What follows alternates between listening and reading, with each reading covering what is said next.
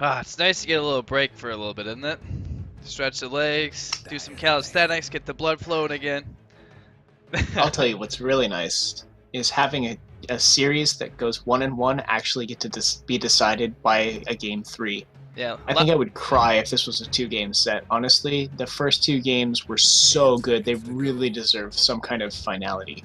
Not only that, but I feel like a lot of people don't realize that the playoffs actually are a best of 3. It's just not gotten to that point thus far for all but I think 2 series. So yeah, it is possible to go to 3 games. Unfortunately, in the 3rd game, you will see a Viper, which, just with a side of not a fan. I think that with characters like Viper, who are not as mechanically or graphically exciting, you get to focus a lot more on the tactics of the game as a whole, rather than controlling your own character individually. So when you play Viper, you're more focused on controlling the flow of the game, more focused on sort of controlling areas of the map, applying pressure specifically, as opposed to going in for those solo kills with like really exciting mechanics. And you're more working like a mobile tower almost, and trying to place yourself tactically around the map to have the biggest impact, as opposed to going in for like massive plays and going in for all these flashy spells. And it can be just as effective and just as interesting from a slightly different point of view. But I get what you're saying, not one of my favorites to play either. Hey, the nice thing is, though, it's a lot easier to cast. Oh, he's right-clicking. He's right-clicking. Oh, Viper Strike. It is. That's kind of nice, right? From that perspective, I do appreciate Viper. But yeah, playing against him, even seeing him, I can't believe you're able to put it so eloquently that he's not aesthetically pleasing or mechanically difficult. Like, jeez, like that's like the nicest thing anyone's ever said about him. Seriously, though. Congrats on that. That's actually impressive. So, Undying, I mean, I think they really like these push lineups, and so far, I mean, it's not been too bad for them. Chrono and Lone Druid together, I'm not sure how I feel about those two. I'm hoping that the Lone Druid would actually be a lot more independent and not so team fight focused this time. I'm hoping that he gets a faster Radiance, so then he has something to contribute to the Chrono. Maybe what they're going to do is they're going to Chrono, and if they miss, the Lone Druid will try to scare them into the Chrono. I mean, I got to admit, though, Savage Roar has played a huge impact in every Lone Druid game, but in the last one especially. Like, it was so insane just watching everyone just kind of scatter away when they're trying to defend high ground, and it actually really bought a lot of time for heroes to come back online for cooldowns, to heal, all that kind of stuff. So it actually was very well used. So maybe, I mean, that would be the most next level play I think we've ever seen in AD2L Heroic League. So scaring them. I would need to go through like a list, because we have seen some really cool combinations before. I remember a few times just being blown away by like synergy that I didn't realize was there. And that's one of the big differences between players at my level of play and this level of play, is that they understand a lot more of the nuances than I do. So it's always cool to see kind of how the picks go, and how when I go, I wonder if that works, and then see how they make that work. Ooh, LC, now that's something we don't see very often. No, I think we've only seen one LC game.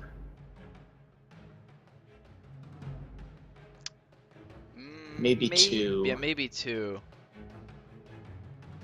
Well, that's really bold, picking it into the Dazzle, though. Yeah. That could be a nightmare, actually. 10 seconds to go. But I don't know. I mean, I still think they have... Yeah, they don't really have a lot of burst to help finish off the duel, actually, you know? Yeah, they're going to be relying a lot on Magic Missile. Well, they still do have one more pick, so they could shore up burst with that. But for the most part, I think Legion will be fine without having too much burst on the team. It's really just making sure that the Dazzle and the Invoker don't play around with those duels too much, because Tornado or Deafening Blast can definitely ruin Legion Commander's day just as much as a Shallow Grave. There actually is a lot of things to disrupt it now that we're thinking about it that could make the Yep. duel very, very difficult. So Lone Druid, Faceless Void. It's gonna be every hero, difficult for essentially. Legion. Every hero has something. Now, where do you see her fitting into the lineup here as far as laning position? Well, it's hard to know what they're going to do. The draft is really open-ended. We could see something as strange as Legion Commander solo against Lone Druid, with Vengeful Spirit Viper Undying as an aggressive tri-lane. And that's completely possible because Viper opens up that kind of aggression, and both of those supports can really punish in a lane like that. So we could see that. Or we could see Legion Commander in the safe lane. Or we could see Viper mid, Undying offlane, Legion jungling, and another pick, like another core picked. Their draft is very flexible, so I'm gonna try and hesitate a little bit to put too much emphasis on where I think the Legion is gonna go. I'm more interested in what this team is trying to do, because right now I see a lot of pick-off potential between the Viper and the Vengeful Spirit and the Legion Commander, and enough teamfight presence to deter people from rotating recklessly to stop those pick-offs from Undying, especially with Tombstone. But I'm not seeing a lot of push in the lineup yet. I'm not seeing an effective way to kill towers, because Legion's not great at it early game, No. Viper's not great at it early game, and Vengeful Spirit and Undying aren't really killing towers. So maybe like a Leshrac would be a really cool last pick. Fleshy Leshy, that's a hero we definitely haven't seen too often. The Disco Goat. Yeah, or even Pugna. Netherward would be really good against Invoker. Invoker, Dazzle. Dazzle. And whatever the especially. last pick is. Yeah. I don't know. I do you think I think they might want to do one more pick to help synergize with the Chrono, because right now I just don't see why they have the Chronosphere. Like, other than just control, I it's think just it not was- really offering a whole lot, if you know what I'm saying. Okay, there's some burst. Yeah. Not going to be a lot of push out of that, but that's a lot of damage. That's a flexible. That's a very flexible lineup, though. It's hard to know where everything's going. I think, well, it's hard to say, because I would have Undying the offlane and Tusk and Vengeful Spirit roam together, just because their kill potential synergizes so well together. The amount of burst they bring in any lane, the ability to engage in so many different ways, just layering CC on CC on CC. They make a really great support duo. I think for DTOP, I think they just need to be more flexible with the laning stage, because I think they can really make it work out for them, but they just have to see what the offlane is going to be. If they're going to flip it and have the Lone Druid go up there, or if they're just going to leave the Void up there. I mean, because I Wow, think, that Wyvern. yeah, Wyverns. That's So, dirty, dude. yeah, Think about how many things block Legion Commander right now. That's so dirty. the ultimate disengaging team. Yeah, that's gonna be a pain in the ass, and not to mention, I mean, even Void, like, all he has to do is go in there and throw a time dilation into the duel around the DOTP's team, and then they're not going to be able to do the right clicks. Hopefully, and hopefully they'll go down. But yeah, it's not going to be easy. But LC, and again, a hero that will, you know, infinitely scale as the game progresses. Well, or help the other team scale, depending on how the duels go. That's true. Depending on how the duels go, yeah, very true. I don't know. I think I'm gonna agree with you. At first, I thought it'd be more important to get the levels on the Tusk, but I think he's more viable helping out. But actually, he's gonna head down there by his lonesome. So Well, you can really go either way with that. They're both very strong offlanders, and they both bring, slightly different things when you consider what they're going to be doing. The Undying has a little bit more lane presence. He can control the lane more effectively. He can deny farm a little bit better. The Tusk just wants to hit 6 and leave. pretty much, if he can get some CS here and there, obviously he's not gonna complain. But yeah, definitely just wants to get that Walrus Punch online and start the gank squad, assemble the team. Oh no, they see the ward. He came from a really awkward angle, actually. And they see it. That's really sad.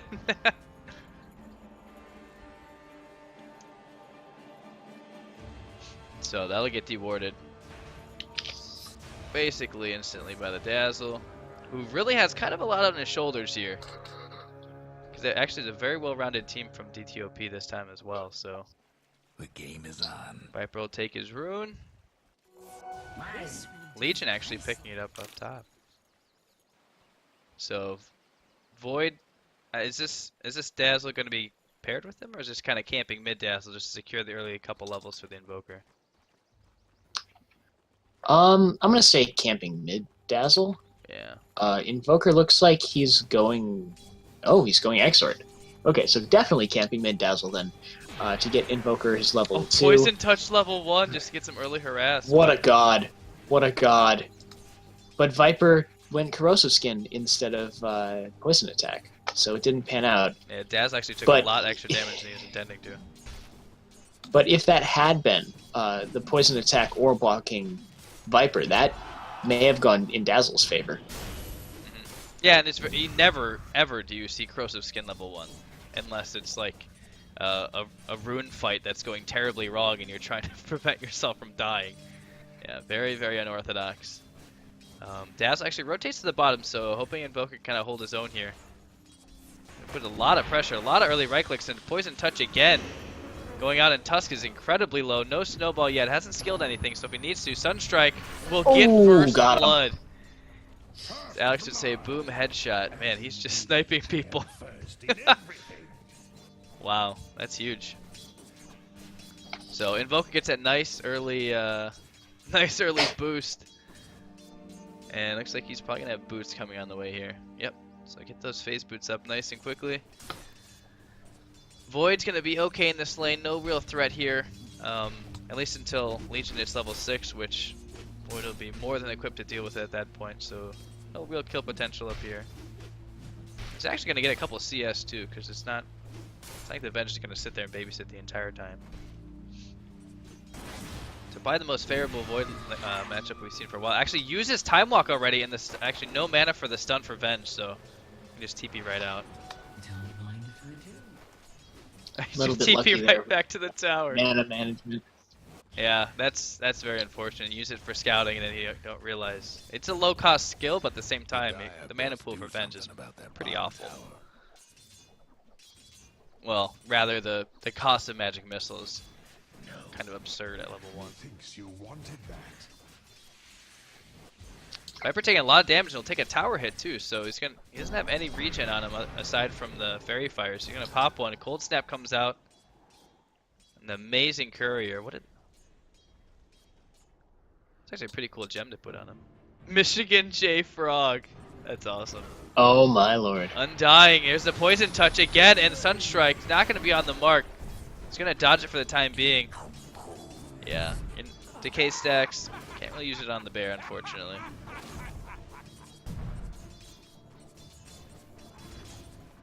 Well, one thing I'd like to note is that Rat Pack, their Invoker player, has gone a different build in each of the games, so he's clearly very familiar with the character. No kidding. Not just sort of a patch hero, but someone who has played Invoker for quite some time. Let's check out his gems and see if the numbers confirmed. 27 Sunstrike kills. I was hoping for some like ridiculous like inscribed gem that has like ungodly Invoker stats that you see in like the piercing pauldron or sky piercing pauldrons, I think they're called. People put like 20 gems in there. Void's actually this is literally the best offlane I've seen for a Void right now. He's got his Iron Town online, he's almost level 5, no real danger of dying. Playing very intelligently. Poor Tusk is level 1 still, man. The bounty's gonna push him to 2, but it's just rough life.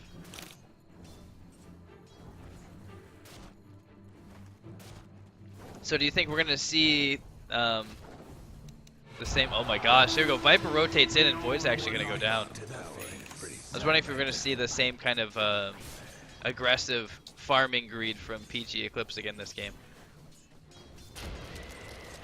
I don't know. It's hard to say. Oh, Sunstrike! Oh, just not stalls quite. for a second, but I think Tombstone's gonna go down, and actually they're gonna get the kill, and they'll be able to farm the Tombstone. The Tombstone, yeah. Yeah, we'll take that gold, my friend. Thanks for the 450. TP in, and actually Dazzle's just gonna die. Oh, animation cancel. Dazzle had the Shadow Wave available and would have lived if he had gotten it off, but the animation was just too long. I don't think he would have lived. I'm pretty sure Tusk is gonna have the shards ready, but yeah, it's going the aggressive poison Well, he touch could have build. popped the mango, I guess. Yeah, the poison touch. It's great for the early aggression. It's already made a lot of moves and helped his team out immensely. But yeah, no grave online means dead downs. But I mean, he's almost level 4 though, so it's not even that big of a deal. He goes down, but No, I mean, he's he's fine. already making plenty of moves here for his team. Tusk picking up that kill, I think, is the biggest thing to pull out. He actually picks up his boots. He's level 3 now. I think they're looking to make a move on this Viper. He's got 3 points in corrosive skin. Very, very defensive build that you just don't see.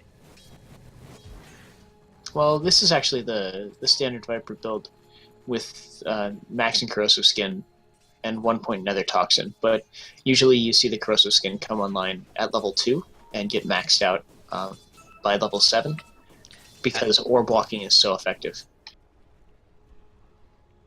Just gonna secure the rune for him. And Viper getting a bottle, that is not something I see very often. And does That hit is level certainly 6. not. Definitely hits his peak now. He hits level 6 from that bounty rune, so he's gonna be able to be a lot more aggressive here if he'd like to. Support's sticking around. Actually wrapping through the jungle now. I might find the Dazzle, who does have Grave now at level 4. He does have Grave, so. And the Invoker is almost done with his Midas. And another Tombstone coming. Soul Rip will heal himself up on dying, posturing, and they're just gonna sacrifice another Tombstone.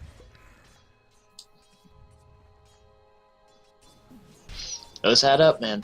Those add up quick. Yeah, 150 plus 150 plus 150. Yeah. Void actually 17 last hits. He's living the high life. The earliest Vlads of his life here. LC still by far and away the last hit leader here. Void doing his best to contest, but not all that simple. Soul Rip there doing so much damage, almost taking out the Wyvern. Gonna opt to hide in the trees and pop the heal there. Magic Missile comes out on Dazzle, but it's only level 1, doesn't really do anything. The first Crone of the game, Sunstrike, oh, just obliterates the poor Veg. No chance of getting out of that one. Snowball's up, so if he wants to return this back, which I don't think they will do. Four stacks if they can, the Undying, but yeah, too much sustain, too many heroes here for PG Eclipse. And they're just, I think they can just start pushing down this tower now if they actually stay here. No, Void will go back. He did his job. The high levels on the Invoker and already having 4 levels in Exhort, I mean, these Sunstrikes are just going to be brutal for these supports. Yeah, with the Midas, it's only going to get worse. It's going to be able to accelerate his experience, which is really the reason you pick up the Midas on Invoker. More the experience than the actual farm. Yeah, definitely. You could definitely argue he's not quite as farm dependent as the Quas-Wex build, but at the same time, like you're going to want to get at least a, I mean, not necessarily. I mean, BOTs are always nice. Yule's is good regardless of the build, but he's gonna go for the phase boost. He's gonna finish him off. So a positioning item at some point, but yeah, I mean, just having the levels and just being able to do that raw damage with your meatball and the Sunstrike is just gonna be catastrophic for these supports. Yeah, he's also rushing for level 9, which is where he'll pick up 2 Forge Spirits, and that is a massive power spike for Invoker.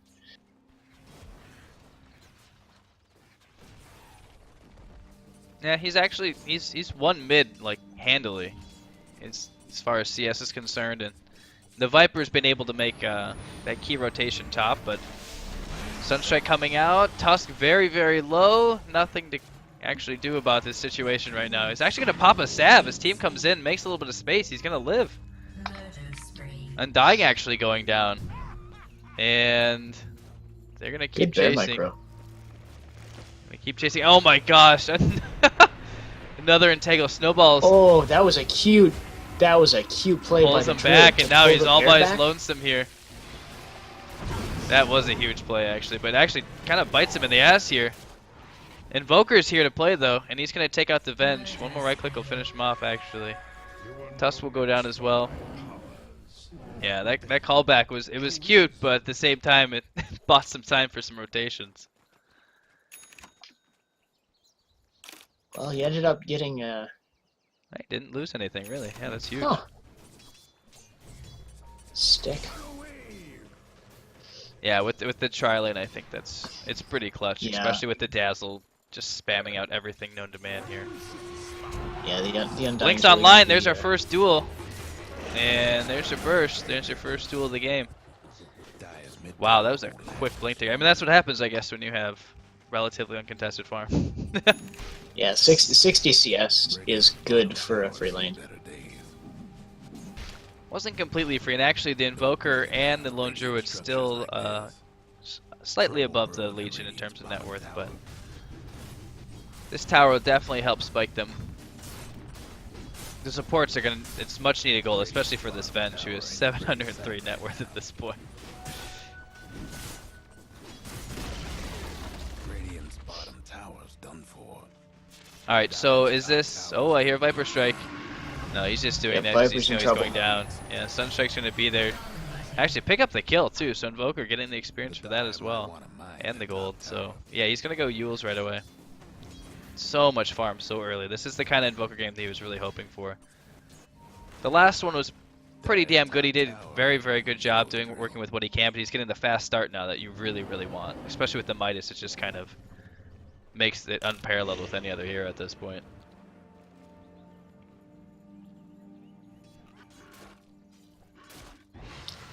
Yeah, the Invoker builds, they play the Quaswex and the Quas Exort play very differently, and so last time the Quaswex will always feel a little bit less powerful simply because it's not a raw damage build like the Exort build is. But the Invokers had two very effective games, and if this were a longer series, I think we might see some bans focused around the Invoker going forward, just because of how effective it's been in both games. Yeah, very popular here, but series. They opted. OD was a popular ban for both sides, and DP also another hero. It's just you can't ban out everything, so someone's didn't listen to you. Midas again. Sorry, Well, bro. it'll be less bad this game because they don't have to deal with the Broodmother. Last game, that was my really big complaint about it, was that they needed that Radiance Burn to deal Really with those awkward Broodlings. tombstone positioning. They're just gonna feed away another thing of gold. They put it right into the hands of the enemy, so not gonna get the instead tower. of putting it on the high ground here, he could put it on the low ground here and have this cliff in the way so that they can't just walk up and click on it.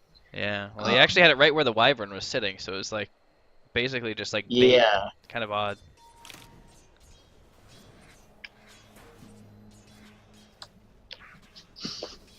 Yeah, Viper's looking to pick up a really key time in getting this mech online, and they're trying to push without it, and I think that might be kind of ill-advised here with Chronosphere, Winter Wyvern ready to disengage at a moment's notice. I don't think, and now Weave. Early point into Weave here for the Dazzle, level 6 picks up the ultimate right away. Lone Druid actually just using all this space, loving life. Yeah, no kidding. This is the game that Druid wants to have, especially after going for that Midas. Having this much space after investing 2,000 gold into a farming item, he's going to have a very quick Radiance as well, and that's just going to get even harder and harder as the game goes on. He can stay confident. They actually get a huge D-ward here. They can actually stay very confident too. He's going to pick up that tower. Actually, the bear is very, very low, but a resummon's available. He knows his team's going to be okay without him. They have all the tools to kind of stave off this early aggression. I don't think he's going to commit the Chronosphere. Sunstrike way off the mark. Soulrup actually doing so much work here. Void's going to go down. There's a disengage. They're just going to take down the Undying here. He's actually, he's going to survive. Meatball comes out. A lot of damage, but DTOP are okay. Soulrup, good skill. What level is that? My god. It's only level 1, but it's just with all the units there. Invoker doing as much as he can here. They'll actually take out the Viper without the Winter Wyvern here. It's just going to TP out, being so low, and I think DOTP is going to do the same thing here. Also, I wanna gloat a little bit. I'm really happy that Frozen Sigil was picked up so early. A lot of people like to max out shards and ice ball, or snowball, but yeah, it's such a good skill. Just the value point just does so much. It's very team dependent, and against a team like this where all of the damage, well, at least the early damage, is going to be right click from the Invoker, the Forge Spirits, and the Exort clicks, the Void, and the Lone Druid. Obviously, both right clickers as well. So basically, all the effective damage is going to be physical damage and attack speed based. So going after that early point in the Sigil is going to decrease the DPS for the Radiant team by a significant amount. And it's going to be hard to kill. They don't have a lot of things that can run around to get it from a range, right? They have Void and Druid. Those are both pretty much melee-locked characters. Yeah, he microed it very well, and that's the thing. If you can get it within the AoE of the Chronosphere, like we talked about, I mean, Void has a lot of issues with attack speed. All he has is Tread, so if you get the Sigil nearby, it's going to be very difficult for them to right-click down, and unfortunately, that Sunstrike missing, actually, was really huge in that team fight. A little miscommunication there, but he already had a lot of huge Sunstrikes, so he's allowed to miss one. So Yule's already finished. I mean, he's just skyrocketing in net worth here. He's already starting to work on his Scepter now. Telling you, man, he's gonna be hard to deal with later on. Yeah, that's one of the things about Exort Invoker is that once he gets, you know, there's a certain point. Then once he gets to it, he just starts farming like crazy, and he's still hasn't really gotten there yet. You sort of get there when you get your second Forge Spirit, and you have tremendous amounts of farm and split push. So he's gonna start increasing in worth even faster once he hits that point. Provided the game continues to provide as much space as it has currently. Cookie's been really good. I mean, now he's making use of the space here. He's putting a lot of pressure on that tower, but he's keeping a TP scroll. So whenever they're ready to engage mid, he can come in, pop the Chronosphere, and they can turn the fight. So he's been very conscious of the map right now. I don't think he knows that there's he sees the Legion Commander there now. 7,500 gold and XP lead already. Oh my gosh, nice. that meatball, that combo deafening blast is so ridiculous right now. All those early levels, man, and it's just it's not going to stop. He threw it a little early on the Winter's Curse, and I thought he was going to miss out on the damage, but it was a low-level Winter's Curse, so the stun duration was not so long that it blocked out a lot of the meteor damage. They're so scared. They're trying to go for there. this T1 one more time. They throw the Tombstone again in perfect farming range. Void will gladly take that 175 and use it. He's actually almost finished with the Vlad, so they still have Chrono. They have everything to work with here. They're just missing Winter's Curse, so maybe wait another 10 seconds for Invoker. Maybe no, he's got TP if he wants to come up. Sunstrike is available. See what Cookie decides to do with his Chrono this time. There comes the duel. Chrono actually stalled by the snowball outside. Oh my gosh, whiffs the Chrono. It's okay though. I think Dazzle's going to be able to keep him upright a little bit longer. And actually gets a kill there. Lone Druid actually finishing off the Tusk. Lone Druid actually staying away from the whole fight. The Bear's still alive too. Viper goes down to the Wyvern, and I think they're just going to get the hell out of Dodge. He hid right in that little cranny there by the trees. That was amazing use of vision. And, like and the Grave and the heal was very, very clutch too, keeping him alive. Oh yeah, the Dazzle, so big. Absolutely clutch. They're going to try their damage to take the bear out, but with time dilation, they're not going to be able to get their spells out for a little while, and that tower's done. It's already very low. That stat actually surprises me. Oh my gosh, Yule, Sunstrike, boom, Entangle just for shits and giggles here. Game's just falling apart so quickly here for DTOP.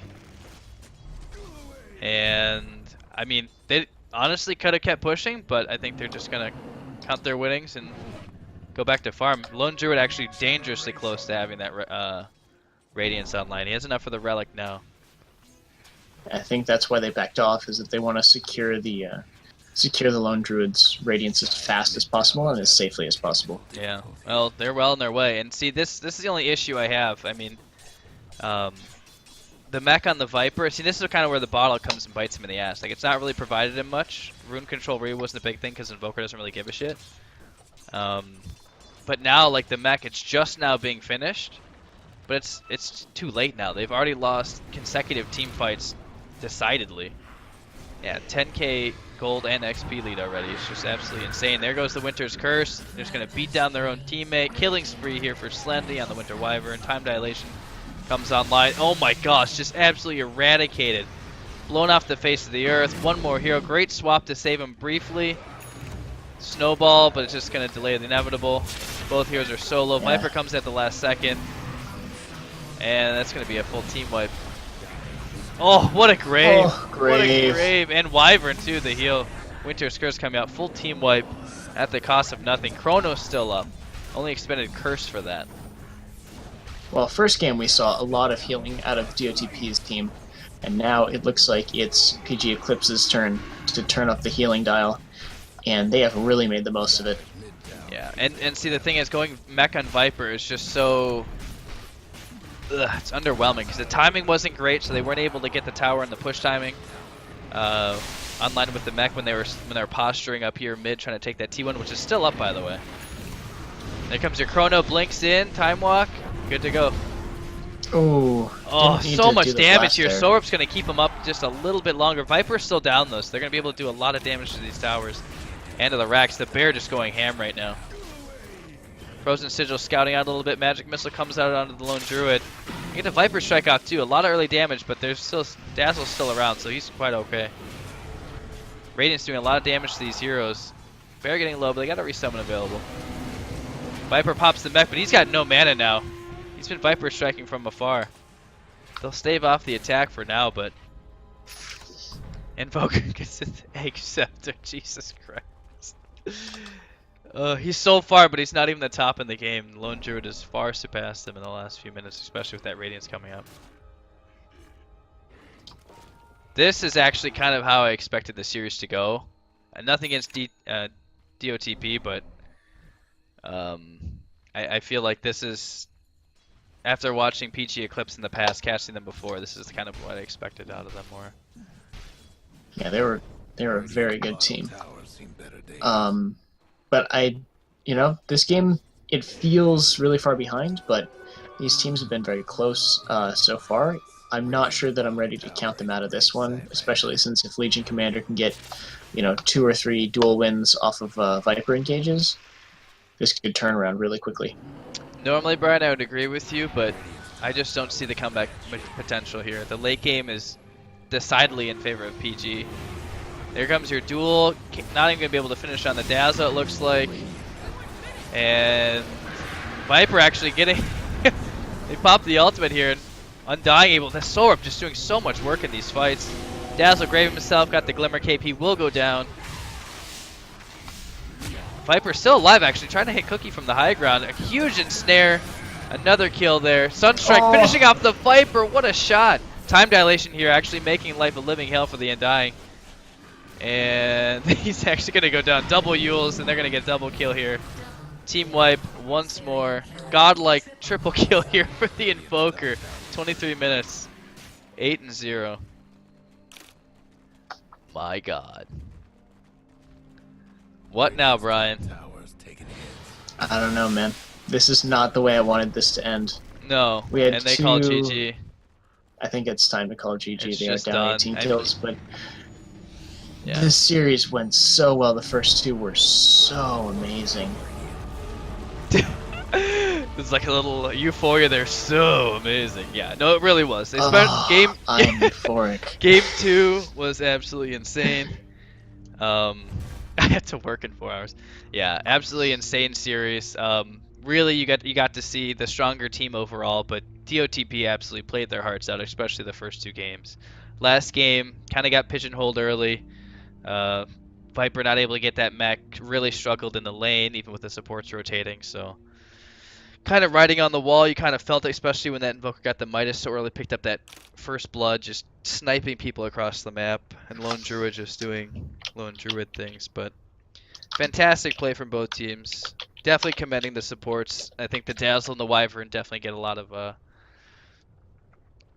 of credit here for the win.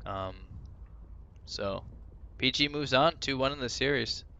What do you think, Brian? Any last thoughts? Well, I'm really excited to see more of PG Eclipse, and I'm kind of sad to see DOTP go because I really liked the way that they executed their push strategies. And I feel like that is sort of a niche that we haven't seen a lot of in this tournament. So sad to see them go this season, but excited to see them next time because I'm sure that they will be back and back with a vengeance. Yeah, well, and now with PG Eclipse and Ghost actually sweeping, those two teams will play next week. Still waiting on the results from Mastodon and Legion Gaming. I know that series got delayed a little bit, but we got some really good teams coming in these final brackets. All the top teams that we saw throughout the group stage and the divisions part of the season, they're all advancing. All the best teams. So really good Dota tonight, but it's gonna keep going for the next 2 weeks here for sure. So I don't think I have any games tomorrow. We'll see if there's any more last-second reschedules. I don't believe there is. So that's it for this week. We'll be back next week. Brian, you'll be there as well, right? Thursdays? You know it. Come on, baby. Who loves you? All right. You know it. Oh. Thanks for watching, guys. A lot of fun. Great Dota. That's all I got, man. Play some pubs. Have some fun. Enjoy the weekend. I'm out.